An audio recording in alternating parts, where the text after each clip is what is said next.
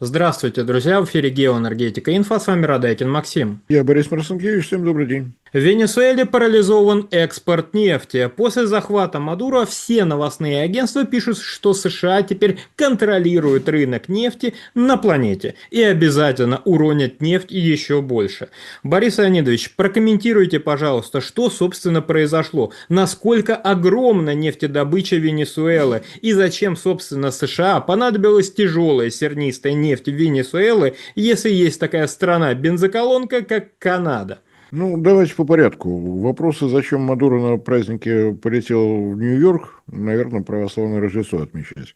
Это я намекаю на то, что с подобного рода вопросами, пожалуйста, к профессиональным политологам, политические события они освещают профессионально, не буду претендовать на чужие лавры. Что происходит в нефтяном секторе Венесуэлы? Да, действительно, зафиксировано наибольшее количество ресурсов, именно ресурсов. Напомню в очередной раз, чем ресурсы отличаются от запасов. Ресурсы – это весь объем полезного, того или иного полезного ископаемого, имеющегося на данном месторождении. Запасы – это то, что рентабельно добывать при имеющемся уровне цен и при имеющихся технологиях. Ресурсы – это не запасы. Далеко не все ресурсы можно перевести в запасы.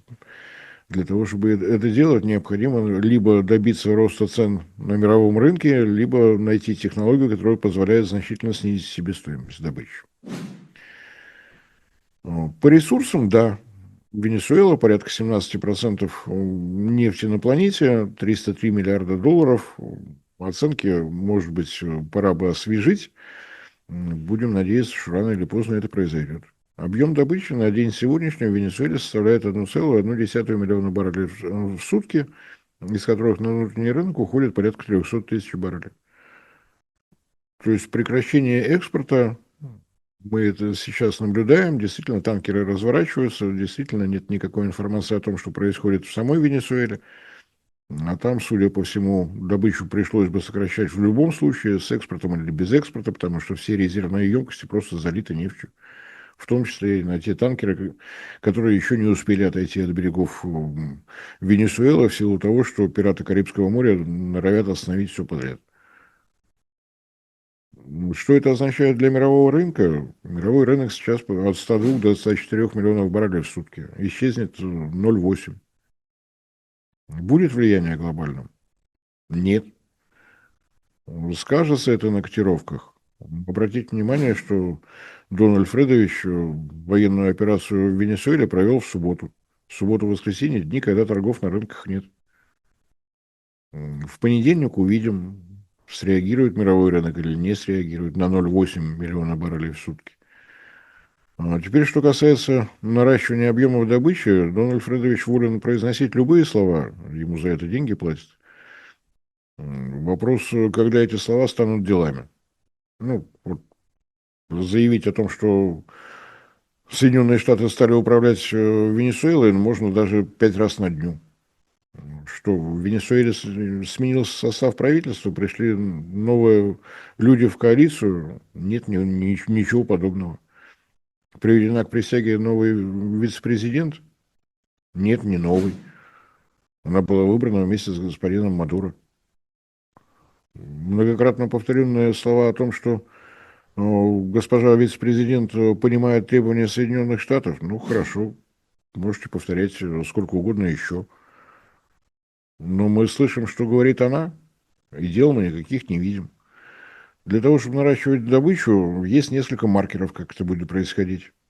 Первый реальный маркер – это должны быть изменены требования со стороны Office of Forage Asset Control, Управления по контролю иностранными активами Министерства финансов США. Они уже изменились? Нет, за выходные пока никто ничего не менял. Начнутся какие-то движения в самих США для того, чтобы изменить условия добычи, условия работы иностранных компаний в Венесуэле.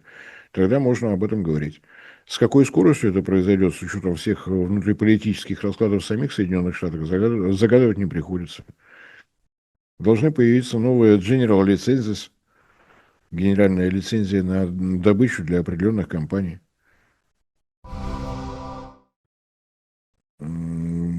Должны появиться сигналы прежде всего по «Шеврону». «Шеврон» все эти годы продолжал добывать нефть на территории Венесуэлы. Напомню, что ему удалось увеличить объем добычи всего за 5 лет со 160 тысяч баррелей до 240 тысяч баррелей в сутки.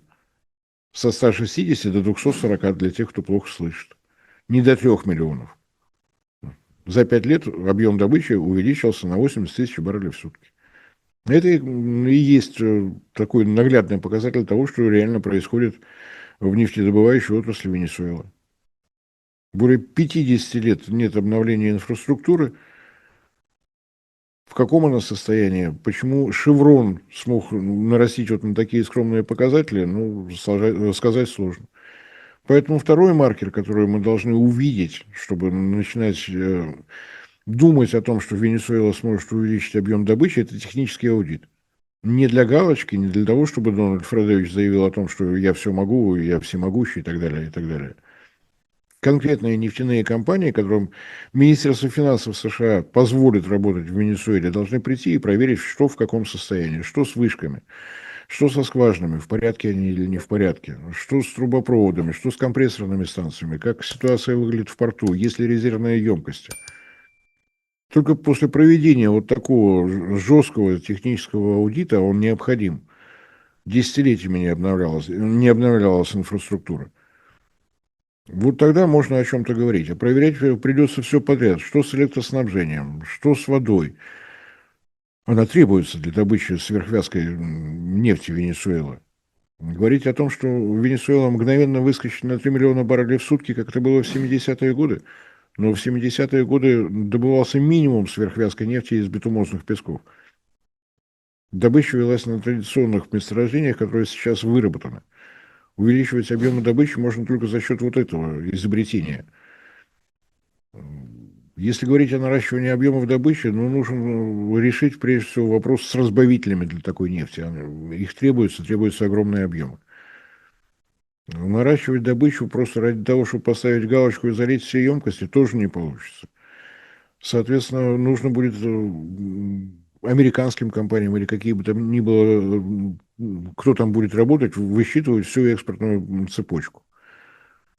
Куда везти? Если нефтеперерабатывающие заводы на американском побережье Мексиканского залива, именно они заточены под сверхвязкую нефть Венесуэлы, значит, надо смотреть, что с портами, что с хранением, что с судоходством, кто будет страховать и так далее, и так далее. Как ни странно, вот в этой обстановке, когда у нас даже миллиардеры заговорили о том, что Соединенные Штаты будут наращивать объем добычи нефти для того, чтобы уронить цену, очень трезво ведет себя Рейтерс. Там вот про все эти маркеры, которые мы должны увидеть, ну, как минимум два. Первое – изменение условий со стороны Министерства финансов Соединенных Штатов. Второе – проведение технического аудита, который тоже времени требует. Рейтерс считает, что если и сумеют в Венесуэле поднять уровень добычи вот до заветных 3 миллионов баррелей, ну, лет 7 уйдет. И, на мой взгляд, это совершенно реально.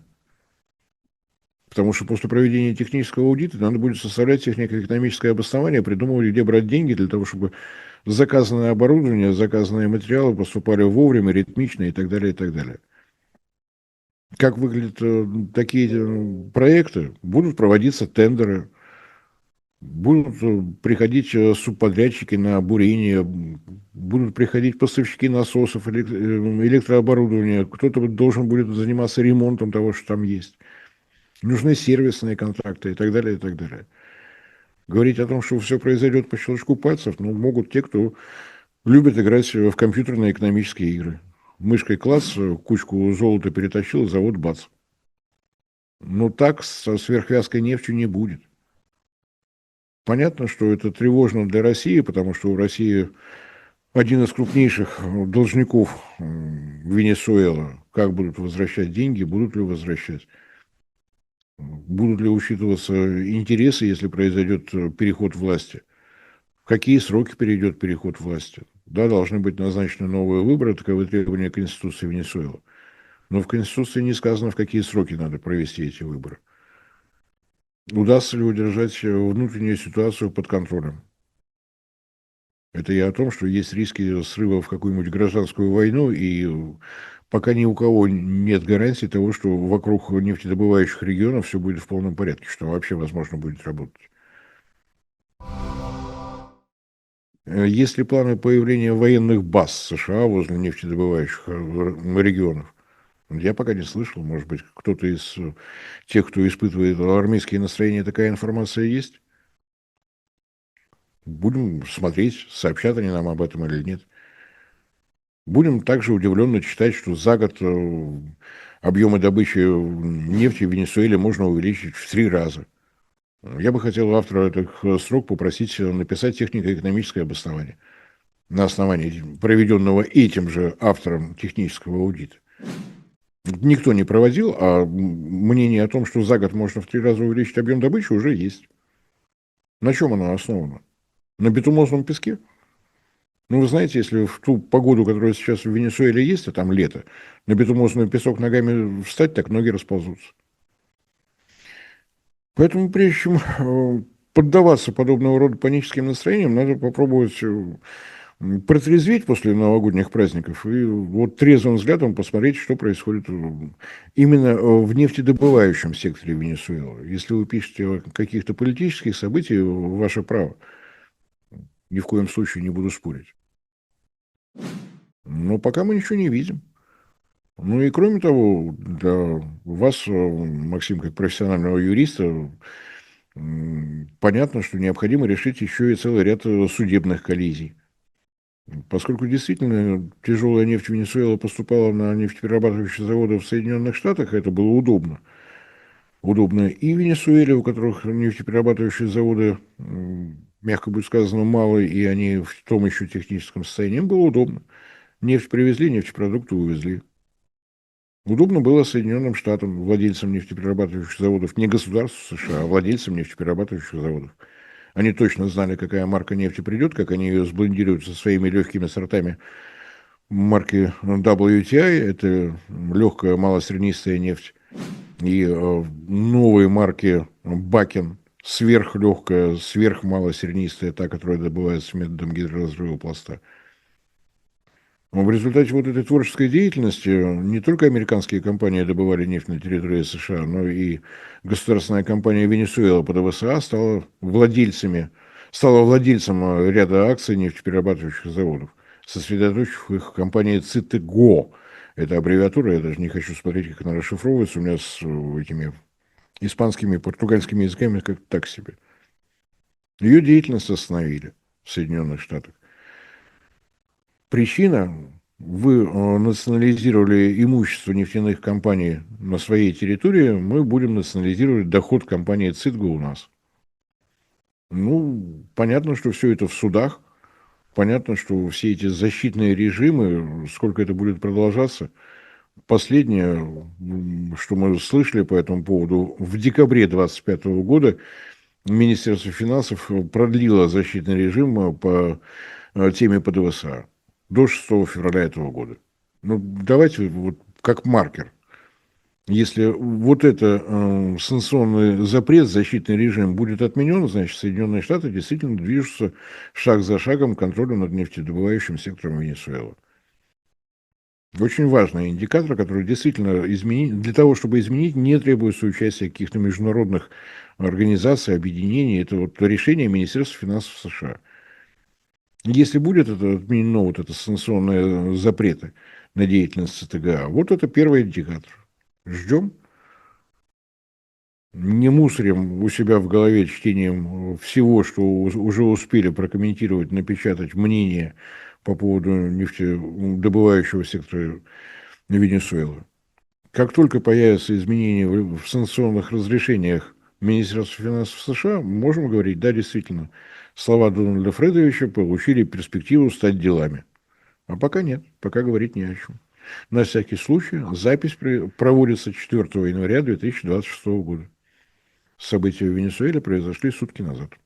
Борис Леонидович, большое спасибо за комментарий. Друзья, подписывайтесь на телеграм-канал Геоэнергетика Инфо. Ссылка будет в описании и закрепленном комментарии. Там же будут реквизиты для желающих финансово поддержать наш проект, чтобы мы и дальше также бодро вещали на всех площадках без монетизации, исключительно благодаря вашей финансовой поддержке на Sponsor.ru. Спасибо, до новых встреч. Всем спасибо за внимание, всем всего доброго.